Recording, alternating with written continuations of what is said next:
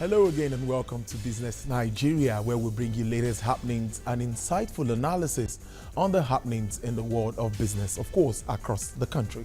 And today we shall be bringing you this week's performance of the Nigerian stocks and, of course, issues surrounding the economy. Stay with us. I'm Tululokpe Ogunjobi.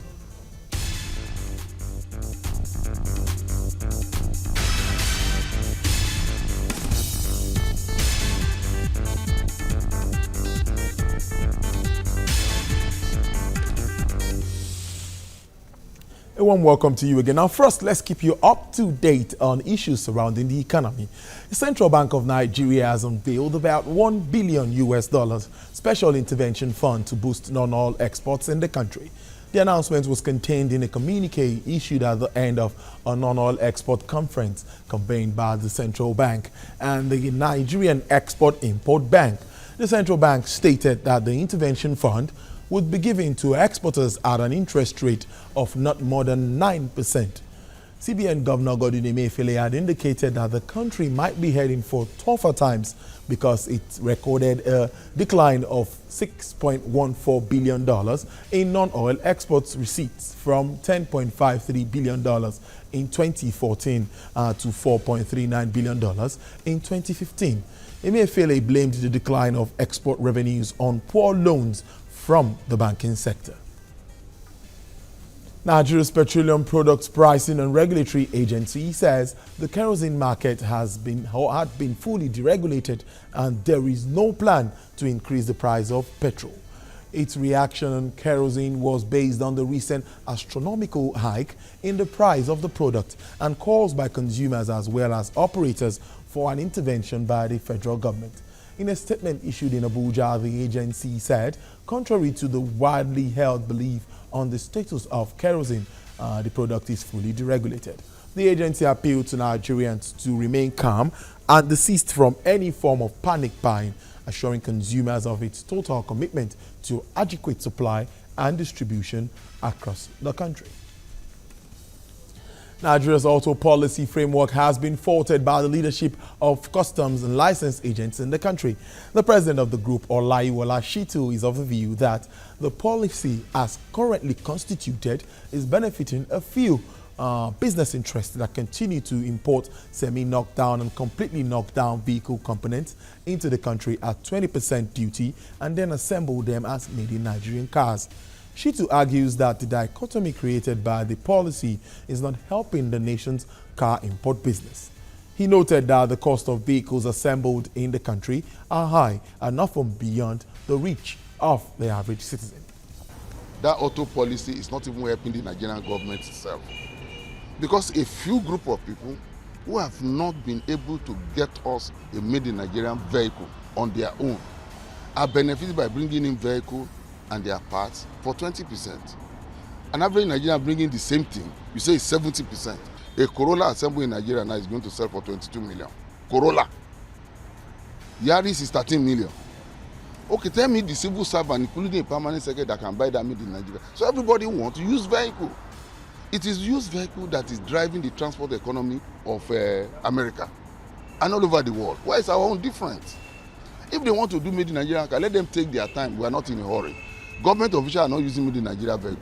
How will we get now as private citizens? To the power sector now, where the Minister of Power, Works and Housing, Babatunde Raji Fashola, during an interactive session with stakeholders and electricity consumers in Abuja, has expressed optimism that there would be a lot of improvement in the power sector this year. We have details for you in this report. The beginning of 2016 brought hope to the way of Nigerians with assurances of improved electricity supply given by power investors. 5 firms received 18 billion naira from the Central Bank of Nigeria Stabilization Facility to the power sector. In September 2016, the nation recorded a total system collapse.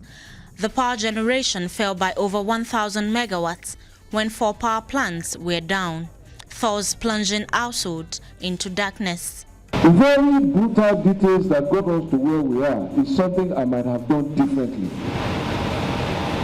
But the fact that I might have done it differently is not for me the argument to say, go and cancel it.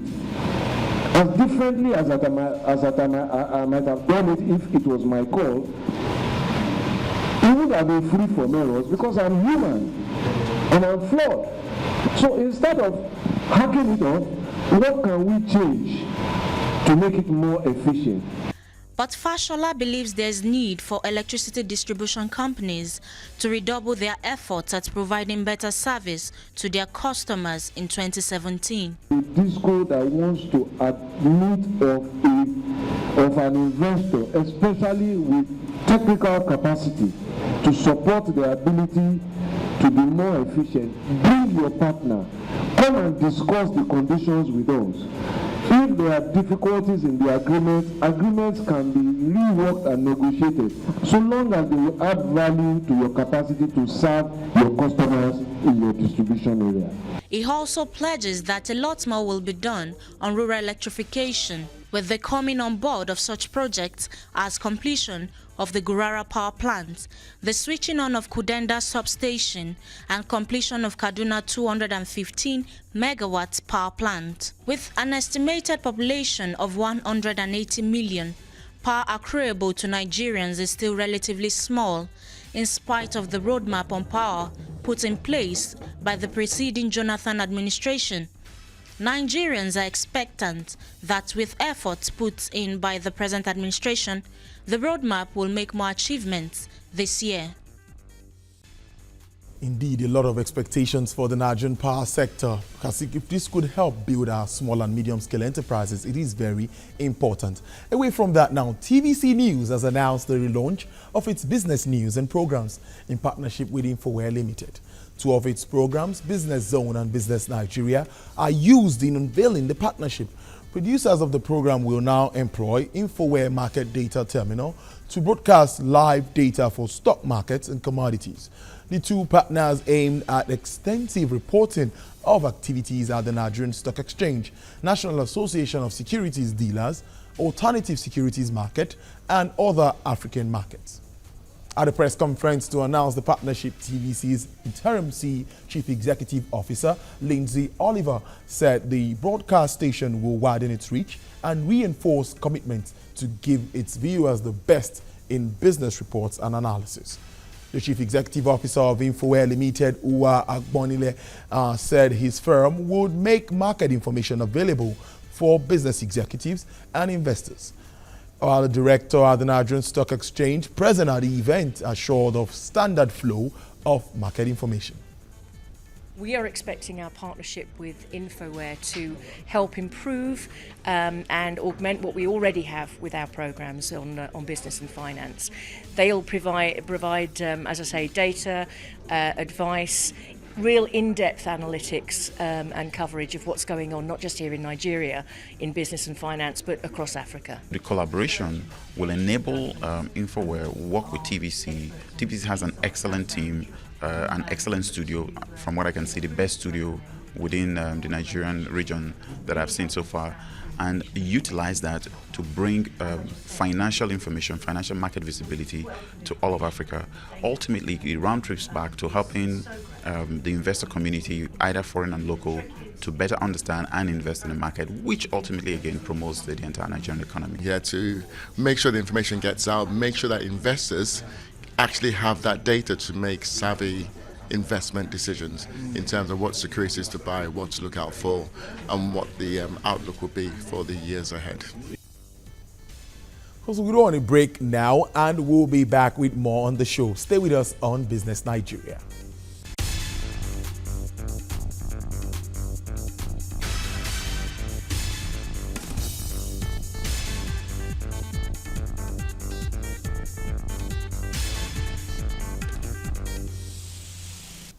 Thank you for staying with us. You're still watching Business Nigeria. Now let's take you through the performance of the stocks, the stock market within the week. The equities market started the week on a positive note, with the NSE All-Share Index gaining 0.18% to having the year-to-date return pegged at minus 1.86% at the close of trade on Monday. New Gold Exchange Traded Fund led the pack of advancers with a gain of 25% at a close of 4,500 naira, followed by Total Nigeria PLC, which settled at 3.34% at a close of 294.97 kobo by the close of trade on Thursday. On the flip side, Nestle Nigeria PLC topped the decliners log for the week with a loss of minus 0.40% at a close of 752 naira, while Fort Oil PLC followed closely with a decline of minus 2.90% and closed the day at 67 naira by the close of trade on Thursday. Sector performance as measured by the NSE indices shows that NSE banking and NSE insurance index advanced with 0.39% and 0.42% at the close of trade on Thursday, while the NSE consumer goods and NSE industrial index recorded a decline of 0.22% and 0.29%. The financial sector accounted for 267.79 million naira of total volume traded at 1.28 billion by value and was quickly followed by the agricultural sector that accounted for 23.99 million of total volume and 1.06 million worth of value traded. Brent crude was traded at the beginning of the week at $55.72 per barrel and ended the week being traded at $54.16 per barrel in the international commodity market. While in the OPEC basket, crude oil was traded at the beginning of the week at $52.64 per barrel and ended the week being traded at $52.60 per barrel in the international commodity market. Gold was traded at the beginning of the week for $1,204.20 and ended the week being traded at $1,201.50 in the international commodity market. Finally, on the international scene, dollar fell among major African currencies. However, it remains unchanged against the Nigerian currency. And now let me give you a close of today's market trading. In the banking sector, Sterling Bank led the pack of advances with 1.27% at the close of 0.80 kobo. And EcoBank Transnational Incorporated Bank topped the losers log with minus 0.99% at the close of 10 naira, while Access, UBA and Union Bank remains unchanged. Looking at the heat map, the general market sentiments reveals that the number of gainers outweighed the number of losers with a ratio of 3-1 by the close of market today, while Mobil led the pack of advances and Total led the pack of decliners. Transnational Corporations of Nigeria PLC was the most active on the chart of top 5 movers with 26.55 million worth of contribution in volume. And the last on the chart is Sterling Bank PLC with 7.55 million worth of contribution in volume. While Union Bank of Nigeria PLC emerged as highest dividend yield equity with Fidelity Bank PLC and Oando PLC also making the list. High yield finally on the international scene, dollar rose against major African currencies, but it fell against the Nigerian currency. Well, joining me via phone live is a stockbroker, Benga Ogunriola, to put some of this into perspective. Thank you so much for joining us, Benga. Thank you very much. Benga, let's start this way. The market started on the positive note, gaining about 0.18% according to figures that we have here. Yes. What was responsible for that gain in the beginning of the week? Well, it was the game that started at the beginning of the year that we had gone through last week, and it's just snowballed into this week. The main reason for this game is that a lot of institutional investors, foreign investors, are positioning themselves for the likely rebound of the market, and nobody wants to be caught unaware, so people are beginning to take position so that they won't be caught unaware when the market rebounds. Well, looking at the sector performance, it remains for some weeks now. The banking, the insurance sector have been on the high side, followed by consumer goods and also other sectors. What's responsible for this bullish, trend on the path of the banking sector? Well, the banking sector, if you look at the results critically and the prices, one would discover that they are actually underpriced, and it's just a correction of prices. And we believe that coming March, by in the next 2-3 months, their results will start trickling in, and most likely they'll be paying good dividends. So with that anticipation, people are beginning to actually price these banking stocks correctly. And what about the consumer goods? That used to be doing very well too, but this time it seems to be up and down. Yes, the reason why the consumer goods are having this kind of erratic movement is because of the uncertainty that is in the economy. You agree with me that cost of bringing raw materials in is very exorbitant now. A lot of these companies have their prices of their products very high. So with the issue of forex policy and things that relates to foreign exchange, that is why you have the prices of commodity goods being so erratic. Wenga, I want to take you back to the issue of this season, which we are. We know it's early in the year, and we can't just judge fully with what we have at the moment, because many people will want to sell stocks for cash. Lots of fees have to be paid, house rent, school fees, and all of that. But what about the investors' angle? Are we building that confidence again? Are we gradually getting them back into the market? It's really worrisome. I don't know. You are actually an operator. What's happening with them? Well, the truth is that the disposable income of Nigerians have reduced greatly. And we don't have the number of people that we used to have in the market again. We have more of the foreign investors who have large capital coming into the market and transacting in the market. Even though this has been the case in the last couple of years, but I think that it's high time that we begin to encourage local investors to take the opportunities that lies in the capital market seriously and begin to invest. A lot of people have made a lot of capital appreciation within the last 1 to 2 weeks in the market, and I believe that if our local investors are discerning enough, they will be part of this capital appreciation movement. Indeed, Bigger. Before I let you go, let's touch on the price of crude, which at the moment seems to be on the high side, if I'm allowed to use that word. Many are saying that now this is actually making the stocks for the oil and gas sector also more attractive. Are we supposed to believe that?